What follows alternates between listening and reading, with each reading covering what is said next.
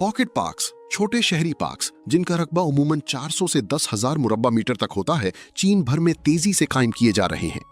चीन भर में पॉकेट पार्क्स तेजी से कायम किए जा रहे हैं। इन पार्क्स का रकबा उमूमन 400 से 10,000 मुरब्बा मीटर तक होता है। आदादो शुमार जाहिर करते हैं कि चीन ने साल 2021 से साल 2025 के दौरान मुल्क भर में 18,000 से जायद पॉकेट पार्क्स तामीर किए, जिनसे शहरियों के मयार जिंदगी में नुमाया बेहतरी आई है। चांगफंग रोड शंघाई में अपने गोल्डन रेन दरख्तों, सुनहरी फूलों वाले दरख्तों की वजह से मशहूर है। इसीलिए हमने सड़क के किनारे बिखरे हुए सरसब्ज मुकामात और शजरकारी की पट्टियों को आपस में जोड़ने का फैसला किया। इस तरह शंघाई की पहली पॉकेट पार्क बेल्ट कायम की गई, जिसमें रास्ते भर के 10 अलग अलग पॉकेट पार्क शामिल हैं। अब जब भी मैं घर से बाहर निकलती हूँ तो हर तरफ फूल और सायादार दरख्त नजर आते हैं।